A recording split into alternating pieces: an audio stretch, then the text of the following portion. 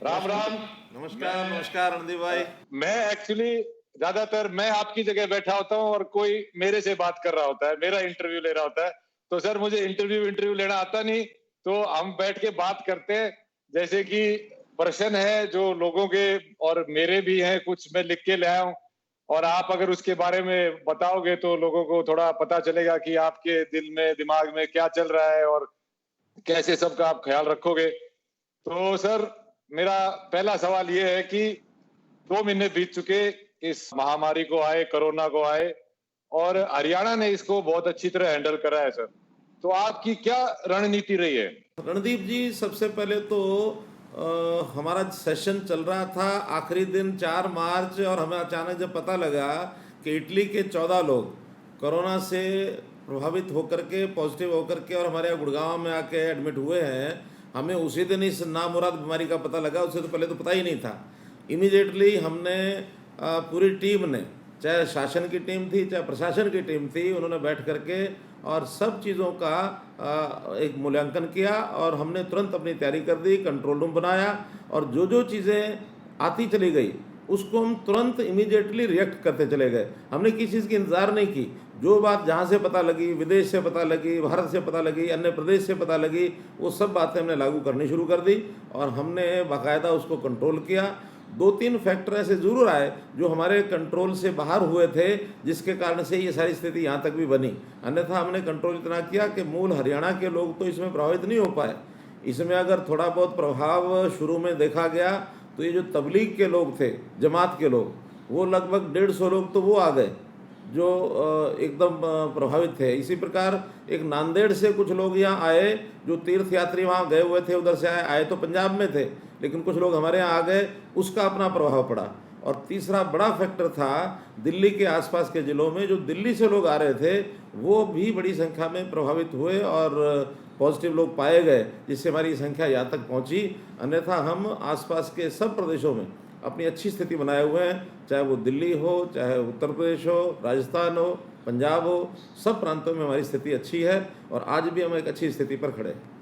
तो सर ये हमारा दूध दही का खाना और इम्यूनिटी का भी कुछ फर्क पड़ा है?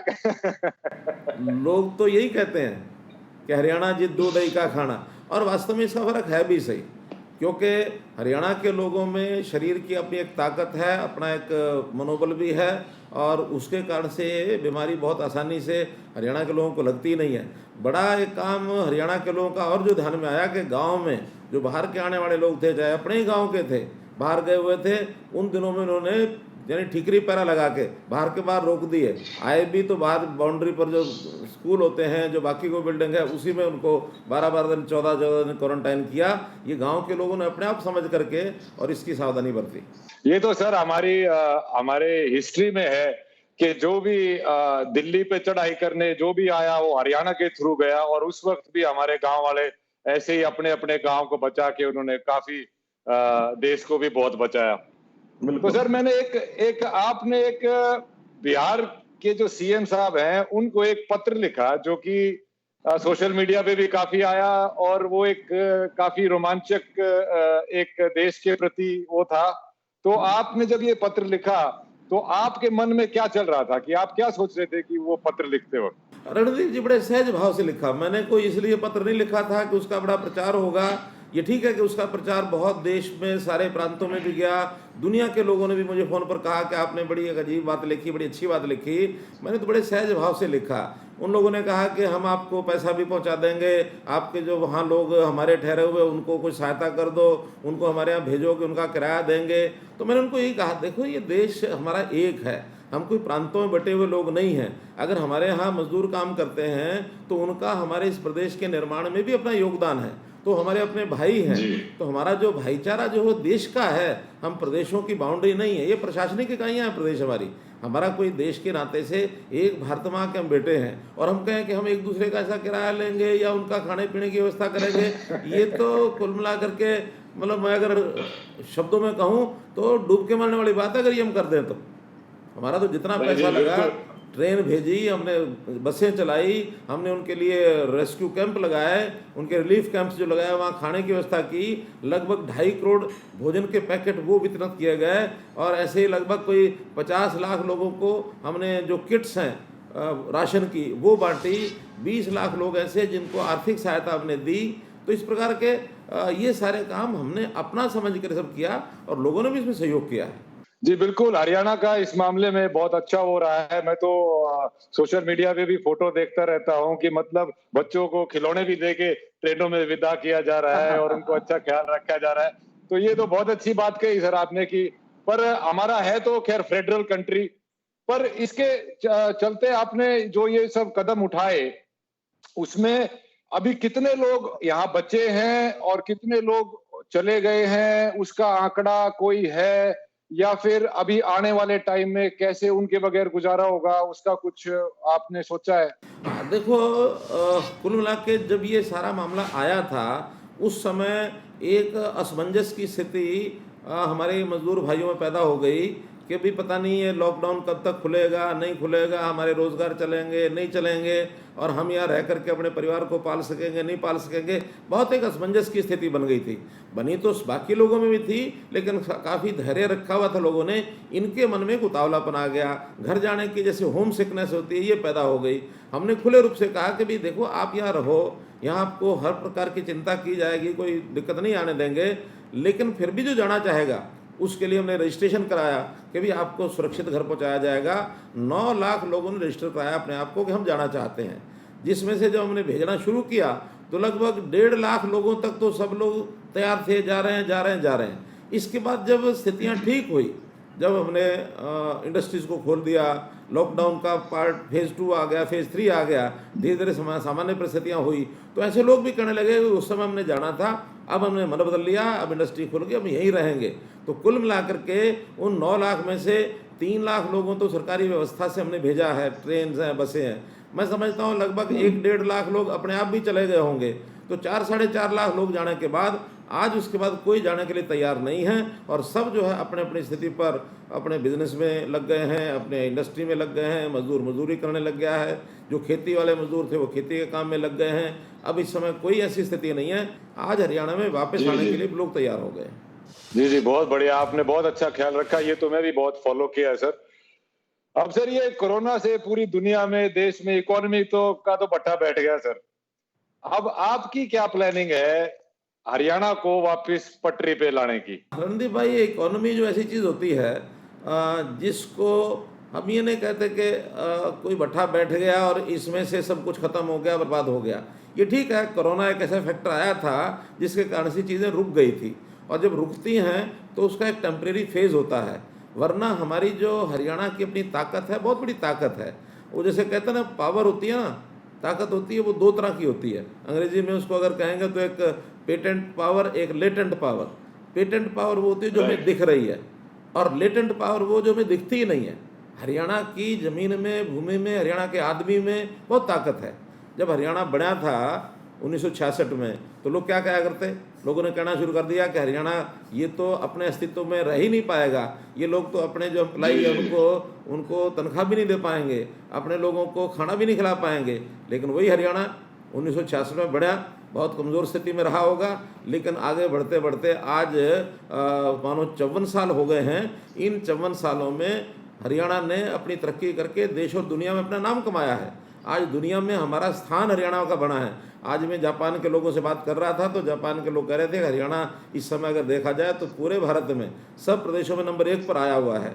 और वो तो ये यहाँ तक भी अपनी यानी सद्भावना हमारे लिए प्रकट कर रहा था कि आप दुनिया में नंबर 1 पर आएँ।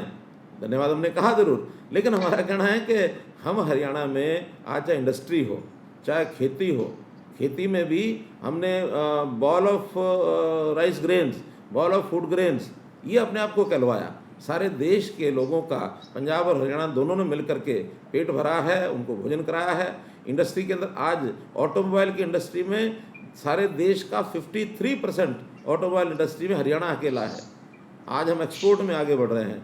आज फौज के अंदर हम जाएं तो हमारी आबादी तो 2% है सारी देश की आबादी, लेकिन हम 10% संख्या में सारी अपनी जो फौजें हैं 10% हमारा हिस्सा उसमें है। तो हरियाणा बहुत आगे है, हरियाणा अपने आप को बहुत जल्दी संभाल लेगा। सब प्रदेशों ने हाथ खड़े कर दिए हैं आर्थिक दृष्टि से। कल बंगाल के लोगों को देखा, उन्होंने कहा कि दिल्ली के लोगों ने कहा कि जी हमारी आर्थिक स्थिति खराब हो गई, हमको सहायता करो। हमने कहा नहीं, हम अपने पैरों पर खड़े हो गए हैं, आप हमें हमारे ऊपर और कोई वजन ना डालना, हम अपने पैरों पर अपने आप खड़े हो जाएंगे। नहीं जी, हरियाणा वाला आदमी ने पीछे तो हट नहीं सकता और कदे हार नहीं सकता। और हमारा तो हरियाणा का कल्चर ही एग्रीकल्चर है सर, और हम सबसे आगे भी रहे हैं अनाज की प्रोडक्शन में। और मंडियों की जो हालत होती है सर, वो हम सबको पता है, जो जो गांव से टच में रहा है। तो इसको, ये जो जो मंडियों में भसड़ मचती है, उसको रोकने के लिए आपने क्या क्या कदम उठाए और कितनी कामयाबी मिल पाई आपको? बहुत बढ़िया सवाल आपने नदीप जी पूछा।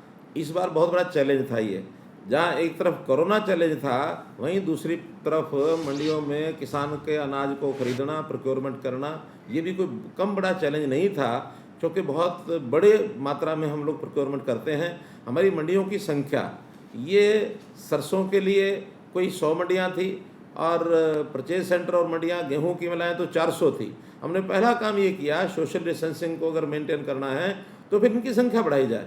सरसों की 200 कर दी, और गेहूं के परचेज सेंटर मिला के 1800 कर दिए, और थोड़े थोड़े 4-4, 5-5, 6-6 गाँव के अंदर एक एक सेंटर बना के भाई सबको वहाँ ले जाना है। आड़ती भी वहाँ जाएंगे, सबका एक यानी टेक्नोलॉजी के आधार के ऊपर, आपको पता है कि आज सिस्टम ऐसा बन गया कि आप किसी को भी जब जो सूचना देना चाहो दे दो। टोकन का सूचना जाती थी, एसएमएस जाता था, उस दिन लेके आता था। पहले किसान 3-3 दिन 4-4 दिन मंडी में पड़ा रहा करता।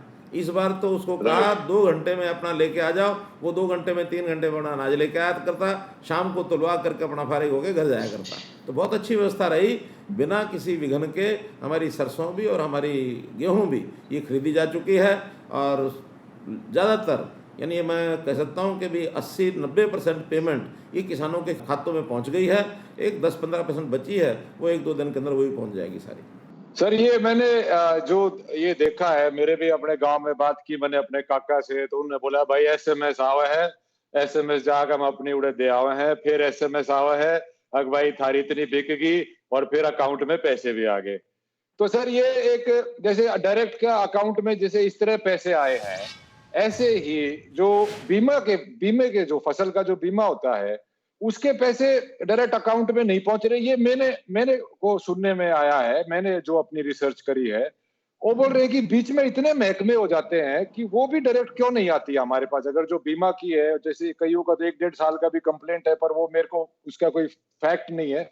पर जनरली बात ये है कि बीमा के पैसे भी डायरेक्ट अगर ऐसे अकाउंट में जाए जैसे बिक्री के गए हैं, तो क्या उससे भी सहूलियत नहीं हो जाएगी सर? बात ठीक है आपकी, लेकिन रणदीप जी, बीमा जो है वो सरकार नहीं कर रही है। बीमा जो करती है कंपनियां करती हैं, और सरकार अच्छा तो अच्छा उसमें जो जी। उसका प्रीमियम होता है ना, उसका एक हिस्सा, 1-2% हिस्सा तो किसान से लेते हैं, और कुल 11-12-13% के हिसाब से उसका ऑप्शन, उसमें टेंडर होता है। उस टेंडर के अंदर कौन सी कंपनी कितना पैसा लेगी, बाकी जो 9%, 8%, 11%, 10%, 2% से अलावा जो है वो आधा आधा सेंट्रल गवर्नमेंट और स्टेट गवर्नमेंट देती है। उसके बदले में जब कभी कोई खराबा हो जाए, कोई बरसात आ जाए, कोई नुकसान हो जाए, उसकी सर्वे करने का काम भी कंपनियों का अपना है। कंपनियों के कई इस प्रकार के सिस्टम हैं। एक तो उसमें टाइम लगता है, टाइम लगने के बाद उस सर्वे को फिर उसकी ऑथेंटिसिटी होती है, उसको ठीक है कि गलत है, उसकी एजेंसियां अलग होती हैं, और वो करते करते कई महीने ले जा करके फिर जाके जो पेमेंट पास होती है तो वो पेमेंट मिलती है। बीच बीच में कहीं उन कंपनियों का झगड़ा भी होता है, हम बीच में पार्टी बनते हैं सरकार के नाते। हमने बीच में पिछली बार 2 जिले, भिवानी जिला और सिरसा जिला, इन 2 जिलों का कोई 2 साल के बाद फैसला कराया, और कोई 500 करोड़ रुपया जो वहाँ फंसा हुआ था उनका निकलवा करके किसानों तक पहुँचवाया। तो कुल मिला के कंपनियों के द्वारा किया जाता है। हाँ, यदि आगे चल के सरकार का, क्योंकि केंद्र सरकार के हाथ में फैसला है, अगर ये ट्रस्ट मॉडल पर अगर हो जाए ना हमारा बीमा, तो ट्रस्ट मॉडल पर तो सरकार ने फैसला करना और तुरंत पैसा उठा करके दे देना है। आज भी जो लोग बीमा नहीं कराते, उनका जो खराबा होता है वो थोड़ा कम मिलता है। सरकार ने थोड़ा पैसा उसमें कम रखा हुआ, बीमे में ज़्यादा मिलता है, तो वो जो पैसा वो हम 1-1.5 महीने में देते हैं। इस बार जो मार्च में, फरवरी में नुकसान हुए हैं, वो अभी जून के अंदर वो सारा पैसा किसानों के खातों में चला जाएगा। सरकार का पैसा आज भी जल्दी चला जाता है। तो सर, इसका कुछ एसओपी मॉडल, अब आप हरियाणा वाले आप बात कर रहे हो, तो आप इसमें कदम उठाओ और इसका ये इतनी बड़ी जो एक इमारत सी बनी, इसको काट के डायरेक्ट आप करोगे तो सबका फायदा होगा और वो भी होगा सर। अच्छा सुझाव है आपका, ये सुझाव अच्छा है, इसके ऊपर काम करेंगे। हाँ जी। तो एसओपी अगर पहले ही बन जाए ना सर, तो उसमें एकदम से भैया ये पूरा ये इतना सर्वे होके, और गवर्नमेंट तो मेरे ख्याल से, प्राइवेट में बात आते ही सर वो थोड़ा सा ऊपर नीचे हो ही जाता है। पर सर आपने एक और आपने बात करी जो कि मुझे काफी अच्छी लगी और मुझे तो फायदे की लगी, पर इसमें विरोध भी बहुत है। जैसे आपने मेरा पानी मेरी विरासत का जो लागू किया है, इसमें किसान यूनियन भी विरोध कर रही है, विपक्ष वाले भी विरोध कर रहे हैं। तो आप इसको कैसे लागू करोगे और एक आम किसान को कैसे समझाओगे कि भाई ये तेरे फायदे की बात है? रणदीप भाई, ये विषय लागू करने का कम है, ये तो किसानों का मन बनाने की बात है। जैसे आपने कहा कि कैसे समझाओगे, मैं अभी 2 जगह होकर आया हूँ, करनाल और कैथल, जहाँ 3-3 ब्लॉक के लोग आए थे और उनसे जो मेरी बातचीत हुई, मैंने उनको बताया, देखो भाई पहली बात तो ये है कि ये सवाल धान का नहीं है, ये सवाल मक्के का नहीं है, ये सवाल है पानी का। और पानी भी आने वाली पीढ़ी, आज से 15-20 साल बाद कहीं ऐसा ना हो कि पानी फुक्का ज़मीन ऐसी बच जाए, यानी बंजर ज़मीन हो जाए और उसमें पानी बचे नहीं, तो आपके अगली पीढ़ियां भी गाली देंगी आपको। इसलिए पानी बचाना बहुत ज़रूरी है। उसी में से हमने एक स्कीम पिछले साल बनाई थी, ये पिछले साल थोड़ी लागू हुई, इस बार फिर हमने अपील की है कि 1 लाख हेक्टेयर ज़मीन के ऊपर इस बार धान लोग ना बोएं। और उसमें भी हर एक किसान को नहीं कहा, जहाँ पानी बहुत नीचे चला गया, 40 मीटर से भी ज़्यादा डाउन चला गया पानी का लेवल, उस ज़मीन पर लोग जो है सारा नहीं, आधा जो है वो छोड़ दें, आधा अभी भी बोएं। और उसमें जो और फसलें होंगी, उसमें मक्का हो सकती है, उसके अंदर कपास हो सकती है, उसमें तिल हो सकते हैं, उड़द हो सकती है, अरहर हो सकती है, मूंग हो सकता है, उसके अंदर यानी जो फसलें हो सकती हैं, सब्जियां, बाग, ये सब लग सकते हैं। उसके लिए हम प्रोत्साहन भी देंगे, 7,000 रुपये एकड़ देने की बात हमने कही है। तो शुरू में तो ये लगा था कि लोगों को लगा कि हमारे ऊपर थोपा जा रहा है। जब मैंने जाके बताया कि हम थोप नहीं रहे हैं, हम आपको अपील कर रहे हैं, हमने तो एक एडवाइजरी जारी की है कि आप ये करेंगे तो अच्छा हो जाएगा। अब उसके बाद धीरे धीरे जब लोगों को लगा कि हमारे ऊपर थोपा नहीं जा रहा, अपने आप लोग आगे आ रहे हैं, रजिस्टर करवा रहे हैं कि हम जो है इसको बदलेंगे। अभी कल तक का मेरा समाचार है कि 50,000 हेक्टेयर ज़मीन पर लोगों ने अपने फार्म भर दिए हैं कि हम जो है यहाँ धान नहीं बोएंगे और चीज़ें बोएंगे। अब 50,000 कर दिया, 1 महीना भी बाकी है, इस महीने में और करेंगे। मैं समझता हूँ 1 लाख का टारगेट हमारा पूरा हो जाएगा और ये किसानों के भले के लिए। देखिए, यानी आज हमको ये विचार ये करना है कि चावल के तो बहुत विकल्प हैं, लेकिन पानी का विकल्प कोई है? पानी का विकल्प नहीं, पानी का नहीं है सर। हाँ, तो पानी तो सर बचाना ही पड़ेगा। तो सर पानी को जो वाटर टेबल जो नीचे चली गई है, उसको चार्ज करने के लिए एज अ गवर्नमेंट, एक तो पीपल्स पॉलिसी हो गई, उसको चार्ज करने के लिए, और जैसे यमुना भी, जैसे लॉकडाउन की वजह से यमुना का पानी भी साफ हो गया और हमारा जितना पूरब का हिस्सा है वो तो यमुना से लगता हुआ है, काफी पानी भी वहां से आता है, तो उसको प्रदूषण फ्री रखना और वाटर टेबल को ऊपर लाने में क्या स्टेप्स रहेंगे पर्यावरण को लेके? देखिए, जहाँ तक वाटर टेबल ऊपर लाने की बात है, इस बार हमने योजना बनाई है कि जो बाढ़ का एरिया है, जहाँ पानी ज़्यादा है, वहाँ पर बोर किए जाएंगे रिचार्जिंग के लिए। और बोर करने के लिए कुछ स्कीम हम बना रहे हैं जिसमें किसानों की भी भागीदारी होगी, सरकार की भी भागीदारी होगी, और सेंटर ने भी एक अटल भूजल योजना ये बनाई है। उस योजना का भी उसमें कोई ना कोई हमको लाभ मिलेगा। ऐसा मिला करके ज़्यादा बोर यहाँ बनाया जाए ताकि पानी सीधा ज़मीन के अंदर डाल दिया जाए, रिचार्जिंग हो जाए। हमारा अर्बन लोकल बॉडीज़ और टाउन कंट्री प्लानिंग ने जो 500 मीटर या इससे बड़े जितने प्लॉट हैं, लोगों के मकान हैं, वहाँ रिचार्जिंग ज़रूरी कर दिया है कि वहाँ रिचार्जिंग का बोर ज़रूर बनाओगे, वरना नक्शा पास नहीं होगा। तो रिचार्जिंग के लिए हम सब कर रहे हैं। अब लेकिन जहाँ जहाँ धान का एरिया है वहाँ रिचार्जिंग अपने आप कम होती है, क्योंकि वहाँ केमिकल खाद डाले जाते हैं और पानी लगातार खड़ा रहने के कारण से वो ज़मीन है चिकनी हो जाती है। चिकनी होने के कारण से पानी नीचे नहीं जाता, और जो फसलें होती हैं वो पोरस ज़मीन होती है। लेकिन इसके कारण से अपने आप में धान की ज़मीन जो है वो पोरस ना होने के कारण से रिचार्जिंग बंद होता है। तो ये तो रिचार्जिंग का है जिसके लिए हम कोशिश कर रहे हैं। जहाँ तक आपने पर्यावरण की बात कही है, पर्यावरण में रणदीप जी, पानी तो अपने आप में एक विषय है। वहाँ जल है, वहाँ पानी है, वहाँ पर वायु भी है, वहाँ पर भूमि भी है, वहाँ पर यानी वनस्पति भी है। ये सारी चीज़ें मिला करके जब तक हम इसका प्रबंध नहीं करेंगे तब तक हम पर्यावरण को ध्यान नहीं कर सकेंगे। और पर्यावरण का तो मैं इतना आग्रही रहा हूँ कि आपको मैं एक फैक्ट बताता हूँ मैंने सबसे पहले 26 अक्टूबर 2014 को एक प्रकार से शपथ हुई थी मेरी, मुख्यमंत्री की कुर्सी मैंने संभाली थी, और ठीक 2 महीने बाद जनवरी में मैं एक हवाई सर्वे करने गया। अरावली के अंदर एक गांव है मांगरबणी, मांगरबणी गांव का मैं एरियल सर्वे करके आया गया 2 महीने के अंदर अंदर, क्योंकि एक बहस चल रही थी कि मांगरबणी के चारों तरफ कुछ ज़मीन बफर जोन छोड़ा जाए ताकि वहाँ लोग कंस्ट्रक्शन ना कर सकें। तो हमारे प्रस्ताव में पहले जो लिखा हुआ था कांग्रेस के टाइम का कि 60 मीटर जो है बफर जोन छोड़ा जाए। जब मैं वहाँ ऊपर घूम के आया और मुझे जो पता लगा 60 मीटर तो बिल्कुल गांव में होता क्या है, 1 एकड़ होता है। 1 एकड़ कौन संभालेगा, संभाल ही नहीं सकते, वो कोई ना कोई अंदर घुस जाएगा, पेड़ काट देंगे। उसी दिन हमने फैसला किया कि 60 मीटर नहीं, ये 500 मीटर हम करेंगे।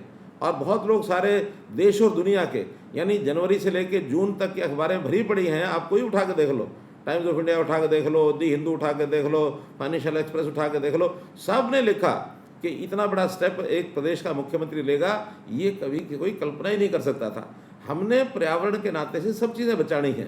पर्यावरण को तो मैं भगवान का एक रूप मानता हूँ। भगवान यानी हाँ, जैसे भगवान में शब्द होते ना, भय ग वय आ न, मैं भगवान को भय को कहता हूँ भूमि, ग को कहता हूँ गगन, वय को कहता हूँ वायु, आकांडाई से अग्नि, और न से नीर। 5 चीजें आती हैं, भूमि है, गगन है, वायु है, अग्नि है और नीर है। भगवान के नाम में ये 5 चीजें हैं ये। जी सर जी। पर बहुत लोगों का कहना है सर कि गुड़गांव के आसपास जो अरावली है, जो कि हमारी बाड़ू रेत से भी हमारे हरियाणा को बचाती है, वहां पे काफी अवैध कंस्ट्रक्शन चल रही है और वहां पे कानून का पालन नहीं करा जा रहा है जितना जोरी से करना चाहिए। तो मेरा ये आग्रह है सर आपसे, एनवायरमेंटलिस्ट मेरे को भी बहुत पर्यावरण से प्यार है, कि आप उसकी तरफ से थोड़ा और सख्ती आजमाएं और लोगों को बोलें कि वो पर्यावरण के साथ गड़बड़ ना करें। करना ही पड़ेगा हमें, वो करना ही पड़ेगा, क्योंकि पिछले सालों में वहाँ जो खनन हुआ, बेतहाशा खनन हुआ, मैं तो फरीदाबाद में खुद रहा हूँ, बहुत ऊंची ऊंची पहाड़ियाँ थी, वो भी लोगों ने खोद खोद के वहाँ पर गहरे इतने खड्डे कर दिए कि उसके अंदर पानी निकल आया नीचे से, और लोगों ने कब्जे भी करने शुरू किए। ये भी आपकी जो बात है बिल्कुल ठीक है, लेकिन वहीं पर एक कठिनाई थोड़ी सी दूसरी भी है। कठिनाई क्या है कि जहाँ पर्यावरण के नाते से कोई उस प्रकार का विषय नहीं है, वहाँ भी ये जो कानून बने हुए पुराने समय के, अंग्रेज़ों के समय के ड्रैकोनियन लॉ जिसको कहेंगे, काले कानून बने हुए हैं। एक कानून के बारे में आपको बताता हूँ, सन 1900 में 120 साल पहले एक कानून बना था PLPA, Punjab land preservation act.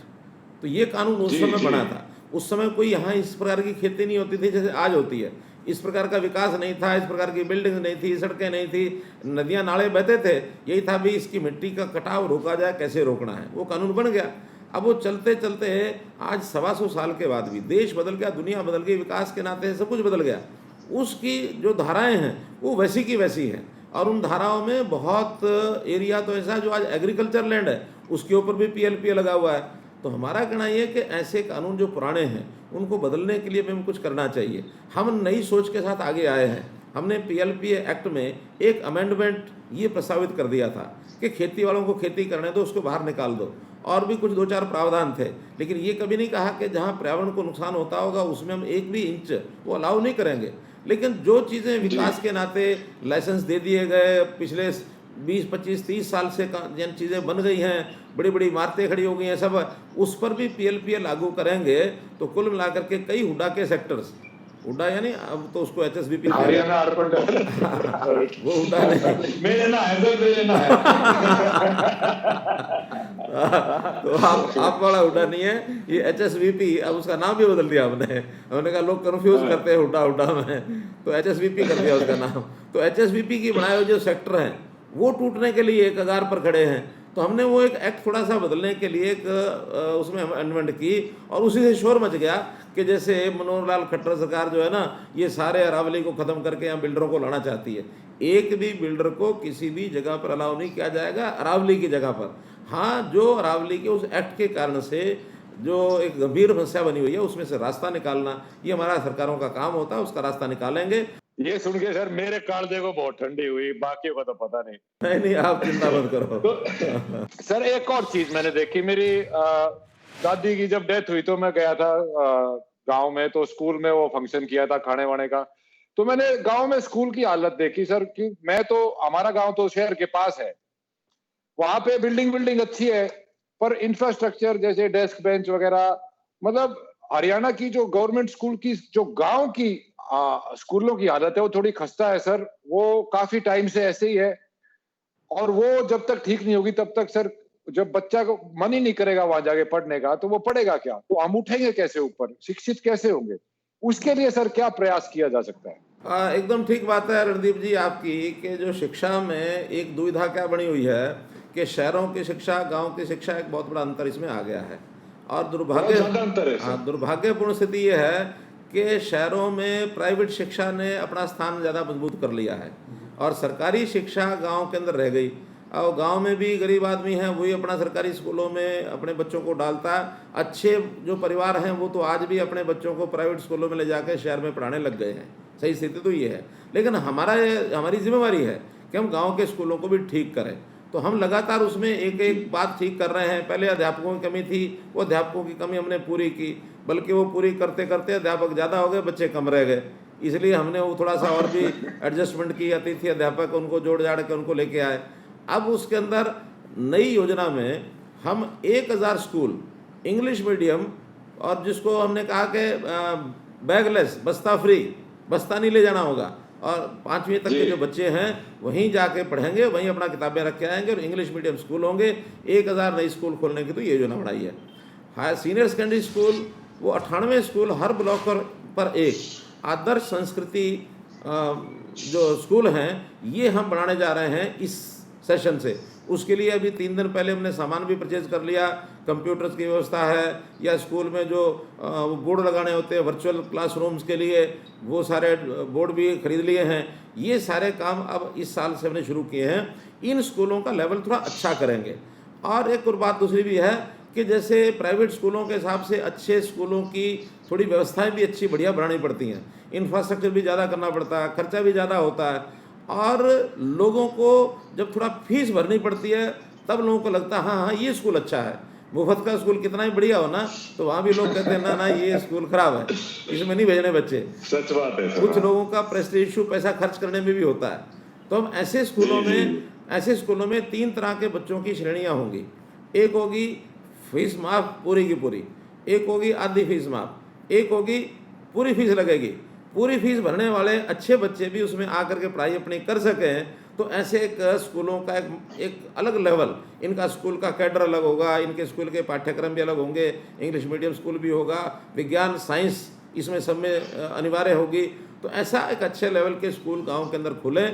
तो अभी शुरू कर रहे हैं 98 स्कूलों से, आगे अगले साल में और इसको बढ़ाएंगे। लेकिन हमारा संकल्प है कि स्कूलों को आगे बढ़ाएं। इस बार हमने स्कूलों का बजट ये अपना बहुत बड़ी यानी लेवल पर हमने इसको बढ़ाया है। पहले स्कूल का जो बजट होता था एजुकेशन का, वो 6, 7, 8% होता था। इस बार 14% स्कूलों में, शिक्षा में, एजुकेशन में हमने बजट रखा है। 14% हाईएस्ट जंप अगर किसी एक चीज़ का बजट में लगाया तो एजुकेशन पर लगाया। सर वो बात अच्छी है। जैसे मैं राय स्कूल का पढ़ा हुआ हूँ, तो हमारे स्कूल में भी ये होता था सर, उस वक्त सोनीपत के अपना बिस्वा मील पे जो है, कि पहले जो फुल फीस दे सकते थे फुल फीस देते थे, जो हाफ देते थे हाफ, और बहुत सारे एक सेक्शन होता था बच्चों का जो फ्री पढ़ते थे। हाँ बिल्कुल वही करेंगे। इससे बहुत फायदा होगा सर, क्योंकि शिक्षा ही हमारे लोगों को, क्योंकि जो जो प्राइवेट स्कूल और गवर्नमेंट स्कूल में इतना डिफरेंस हो गया है सर, कि जो गवर्नमेंट स्कूल वाला बच्चा है वो कभी आगे बढ़ के उनके साथ कम्पीट ही नहीं कर पाएगा। तो वो बहुत इंपॉर्टेंट होगा। ऐसी बात रणदीप जी है नहीं। मैं 10वीं तक गवर्नमेंट स्कूल में पढ़ के आया हुआ हूँ। मैं भी सर, राय भी तो गवर्नमेंट स्कूल ही है। इसलिए गवर्नमेंट स्कूल के बच्चे भी अच्छे पढ़ करके बहुत आगे निकल जाते हैं, चिंता नहीं करो। जी सर, जी बिल्कुल सर।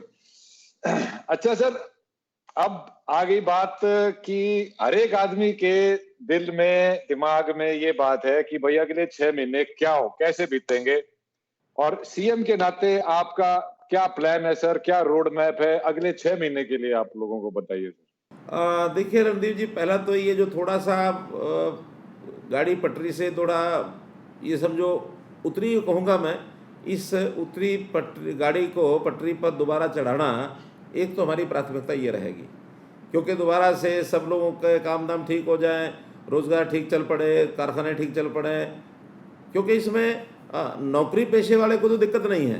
प्रभु कृपा से किसान को भी उस प्रकार का नुकसान नहीं है, क्योंकि उसका अपना खेती का काम है, लगातार वो सीज़न के हिसाब से होना है, और इस बार प्रोक्योरमेंट हो गई तो भी ठीक ठाक हो गई है, आगे फिर उसकी बिजाई ठीक हो जाए, उसका काम भी ठीक चलेगा। अगर कहीं सबसे ज़्यादा समस्या है तो मज़दूर को है, रोज़गार करने वाले को है, जो दिहाड़ीदार आदमी है उसको तकलीफ़ है, दुकानदार को है, फैक्ट्री वाले को है, इनकी तकलीफ़ें थोड़ी ज़्यादा आई हैं। पटरी पर लाना है। हाँ, कुछ ट्रेड ऐसे भी हैं, अब आप जैसा ट्रेड है, फिल्म की दुनिया, इसमें भी थोड़ा एक बार तो लगी गया झटका। सर हम भी पूरी इंडस्ट्री बंद बैठी, हम भी कॉन्ट्रैक्टर ही हैं। हाँ, तो इसलिए होटल वाले हैं, इंडस्ट्री वाले हैं, इस प्रकार की जो सर्विसेज हैं उसमें भी काफ़ी सेटबैक लगा है। तो एक एक चीज़ को लाइन पर लेके आना, ये हमारा मुख्य काम रहेगा।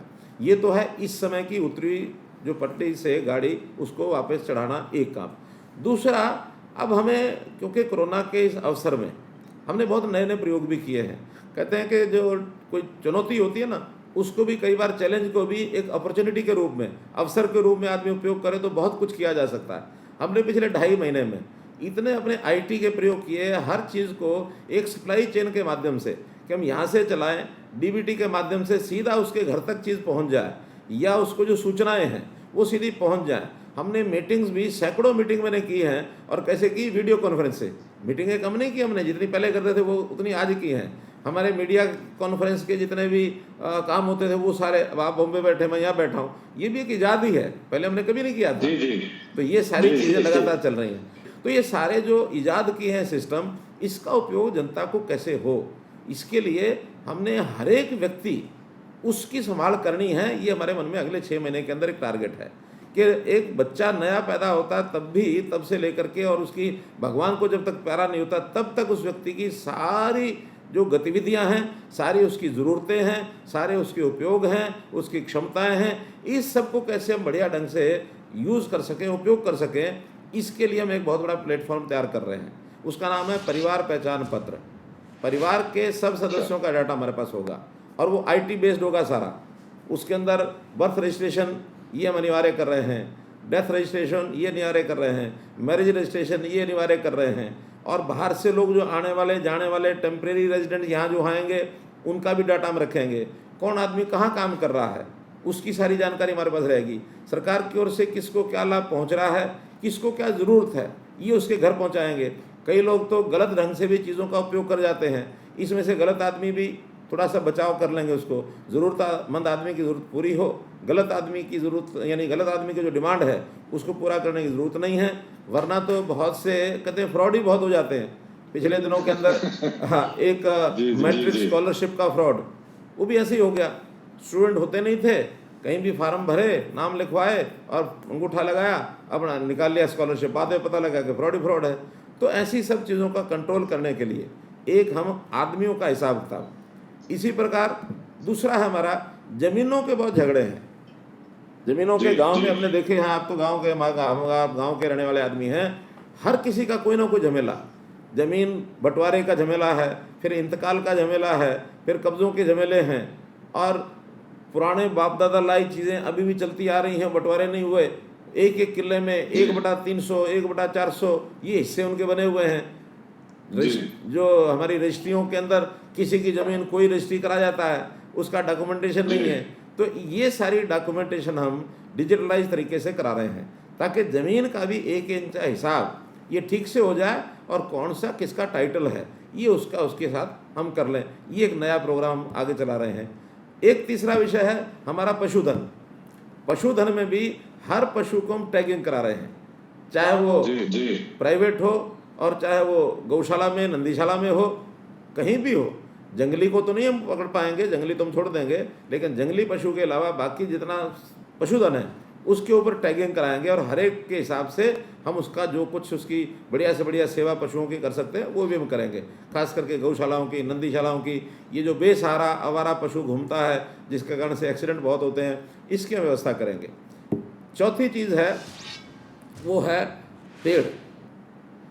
पेड़ों का कैसे हम घनत्व बढ़ाएं, पौधगिरी के कार्यक्रम ये कैसे हम करें, इसके लिए पिछले साल हमने कार्यक्रम शुरू किया था, हर विद्यार्थी एक पौधा लगाएगा। अब इसको और बढ़ाते हुए आगे हर व्यक्ति इस साल में एक पौधा लगाए, या मानो सक्षम व्यक्ति, जो सक्षम नहीं है वो छोड़ भी देंगे, जो सक्षम व्यक्ति है हर व्यक्ति एक पौधा लगाए, ताकि हमारा जो वन क्षेत्र भले ही ना बढ़े, लेकिन हमारा जो ट्री कवर ज़्यादा बढ़ना चाहिए। हमारे गांव में भी क्या 1000-2000 पेड़ नहीं लग सकते, 5000 पेड़ नहीं लग सकते हैं। तो पेड़ों को बढ़ाएंगे और इन पेड़ों की संख्या, इन पेड़ों के ऊपर हम जो है व्यक्तियों के जिम्मे लगाएंगे भी, इतने पेड़ आपने संभालने हैं। वो सरकारी चाहे डिपार्टमेंट के नाते से हों, चाहे वॉलंटरी इस नाते से हों, तो वॉलंटरी लोगों के माध्यम से भी हम सब करेंगे। इसी प्रकार से एक हमारा प्रोग्राम है जो मैंने शब्द प्रयोग का, वॉलंटरिज्म। आज समाज के अंदर हर व्यक्ति ये है कि मैं काम करूंगा तो मुझे क्या मिलेगा, खास करके सरकार के साथ। लेकिन समाज में बहुत ऐसे लोग हैं जो अपनी इच्छा से, सद्भावना से, अपने वॉलंटरली जो स्वयंसेवी संस्थाओं के माध्यम से सेवा करते हैं। तो सेवा करने वाले लोगों को भी पहचान करना और उनको भी सरकारी प्लेटफॉर्म में ला करके कि भाई जितना ज़्यादा काम बिना अपेक्षा के जो कर सकता है उससे पूरा काम लेंगे। आज बहुत हमारे हज़ारों लाखों लोग ऐसे हैं जो पेंशन लेते हैं, जो उनकी अपनी आवश्यकताएं नहीं है पूरी कर चुके हैं, बच्चे ब्याह दिए, बड़े हो गए, वो कहते खाली बैठे हैं। तो ऐसे लोगों से काम लेना, एक वॉलंटियरिज्म का ये कार्यक्रम करेंगे। एक हम किसानों के नाते से जो हम कार्यक्रम कर रहे हैं कि हर किसान का इंडिविजुअल हम ध्यान रखेंगे। आज हमारे किसान 2-3 प्रकार के हैं, छोटा किसान है, मध्यम किसान है, बड़ा किसान है। योजनाएं किसानों के लिए केंद्र सरकार भी बनाती है, प्रदेश सरकार भी बनाती है, लेकिन छोटे किसानों के लिए योजना बनती है, लाभ छोटे किसान को मिलता नहीं है। वो या तो बड़ा किसान उठा जाता है या मध्यम वर्गीय थोड़ा बहुत किसान उठाता है, छोटे किसान को तो लाभ मिलता ही नहीं है। ये जो छोटे किसान हैं, 1 एकड़ का, 1.5 एकड़ का, 2 एकड़ का, इनको हम जो है अलग से जो खेती के अलावा आमदन के क्या क्या और हो सकता है, उसके अंदर मुर्गी फार्म हो सकता है, उसके अंदर डेयरी फार्म हो सकता है, उसके अंदर पिगरी हो सकती है, मधुमक्खी हो सकता है, फिशरी हो सकती, कितने ही काम हो सकते हैं। तो ऐसा एक एग्रीकल्चर का सिस्टम ये हम खड़ा करेंगे कि उसकी आमदन बढ़े। और फिर जो कमा लेता है किसान, जिसके पास अच्छे 2 दाने पैदा भी हो गए, उसको भी खर्चा करने का अपना हिसाब पता नहीं है, उसका फाइनेंशियल मैनेजमेंट ये ठीक नहीं है, तो उसका फाइनेंशियल मैनेजमेंट बढ़िया हो, उसके लिए हमने मन में विचार किया हुआ है। लेकिन योजना लागू करनी है, शायद आज मैं कह रहा हूँ तो कल ये जब हवा में चली जाएगी तो इसको लागू करने के लिए हमें थोड़ा सहूलत मिल जाएगी। हम किसानों के लिए कुछ किसान मित्र खड़ा करेंगे। किसान मित्र कौन होंगे? जो अपनी अच्छी फसल खुद पैदा करते हैं, प्रोग्रेसिव फार्मर हैं। प्रोग्रेसिव फार्मर को कहेंगे कि भाई अपने जैसे 50 फार्मर और बनाओ, 10 फार्मर और बनाओ, क्योंकि किसान जो है किसान की बात अच्छी प्रकार से सुन लेगा।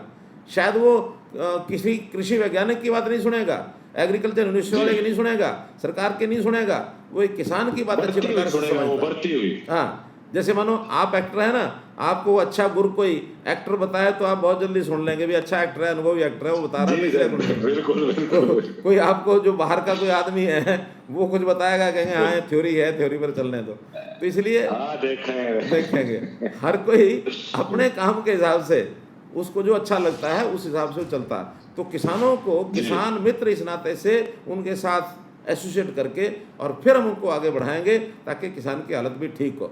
और एक विषय वो है पानी का, जो मैंने पहले आपने जो बताया, मेरा पानी मेरी विरासत। मैंने विरासत शब्द क्यों इसको दिया? क्योंकि ज़मीन जो होती है वो विरासत में आदमी अगली पीढ़ी को देके जाता है। बाप दादा की विरासत हमको मिली हुई है।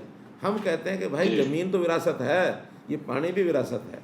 ज़मीन पानी के साथ देके जाओ, फोकी ज़मीन मत देके जाओ जिसमें पानी ही ना हो। तो इसलिए पानी को भी अपनी विरासत में जोड़ो। अगली पीढ़ी इंतज़ार कर रही है, इंतज़ार करेगी, यानी जब आएगी अगली पीढ़ी आएगी, हम जाएंगे तो वो आएंगे।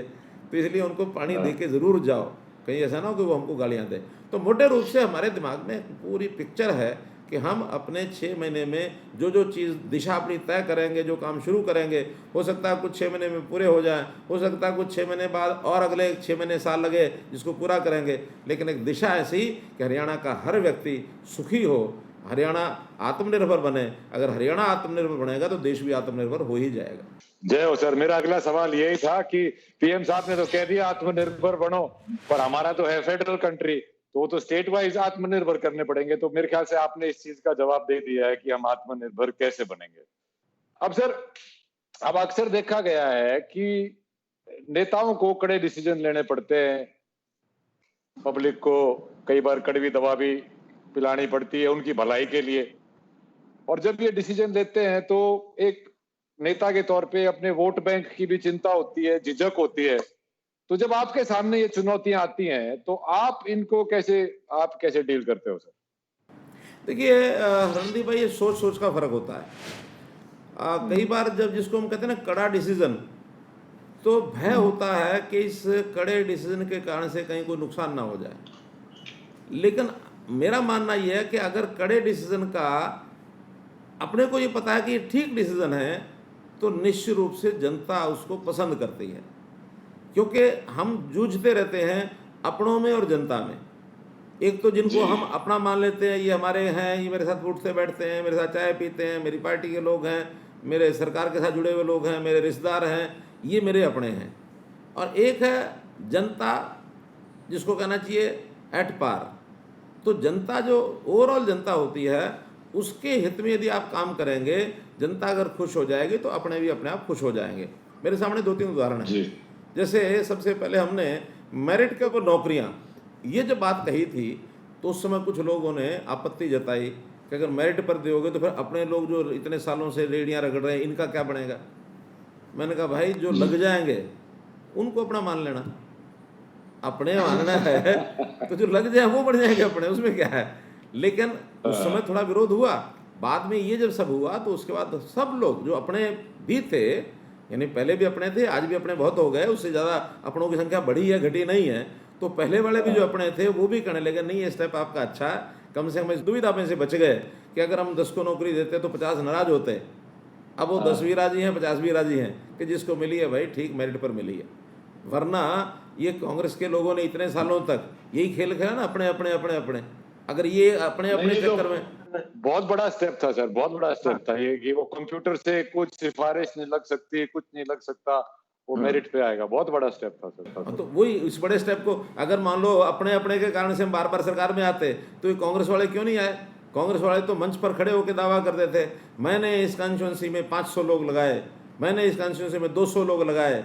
हम कहते थे भाई हमने नहीं लगाया एक भी, जो नौकरी लेके गया है वो हमारे से लेके गया है, हमने नहीं दी है। अगले में दम था, लेके गया।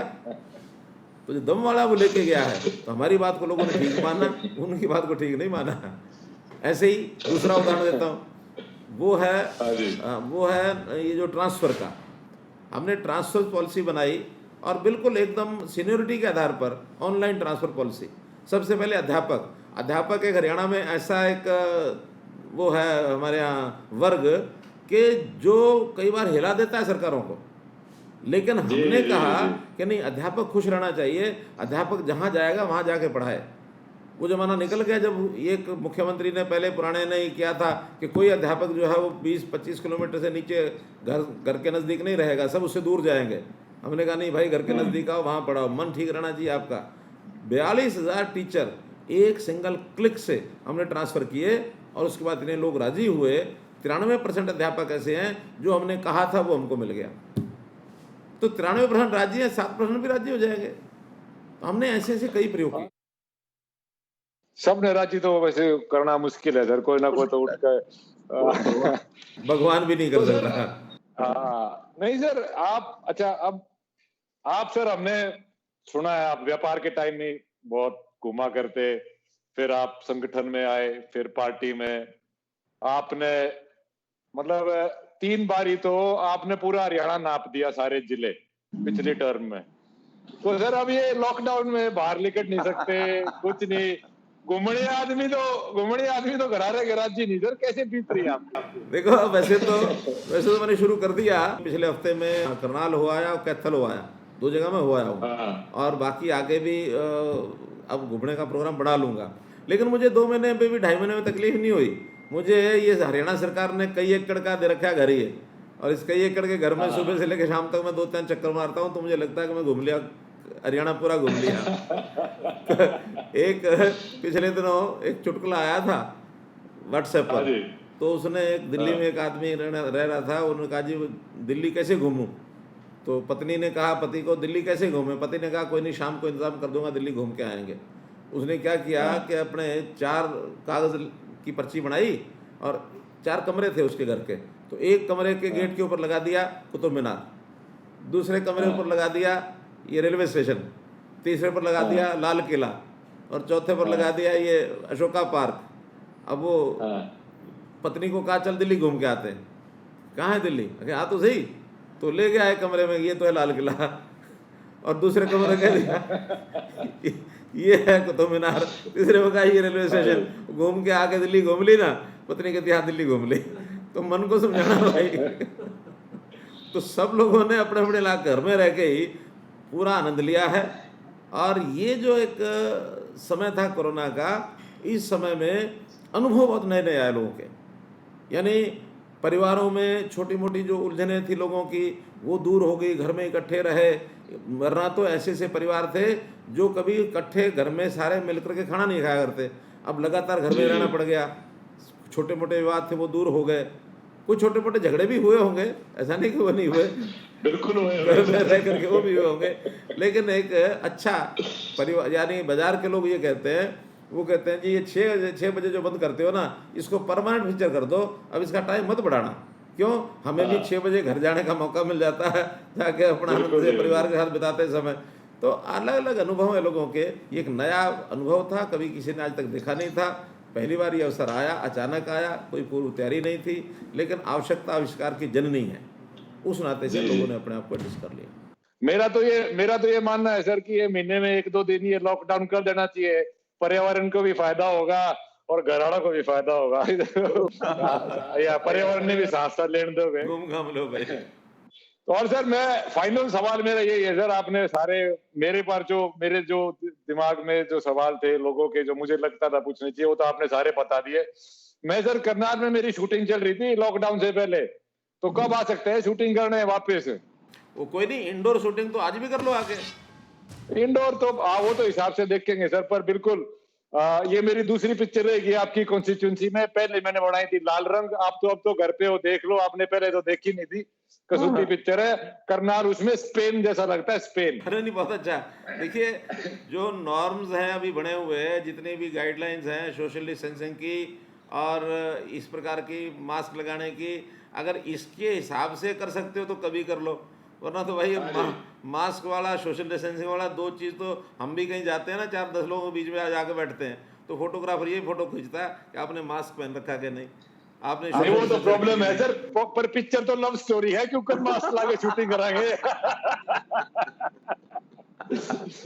चलो सर, बहुत अच्छा लगा आपसे बात करके। निकलेगी कोई, वो भी निकलेगी, कोई निकली तो आप ही निकालोगे, हम तो क्या निकालेंगे, क्योंकि ये फील्ड आपका है, जरूर निकालो। कुछ जुगाड़ कराएंगे सर, करो। चलिए ओके सर, बहुत बहुत धन्यवाद, आपने बड़े खुल के जवाब दिए। धन्यवाद। और मेरा पहला इंटरव्यू या बातचीत करने का, दूसरे से करवाने का पहला अनुभव बहुत बढ़िया रहा sir. Okay sir, Ram Ram ji, Ram Ram.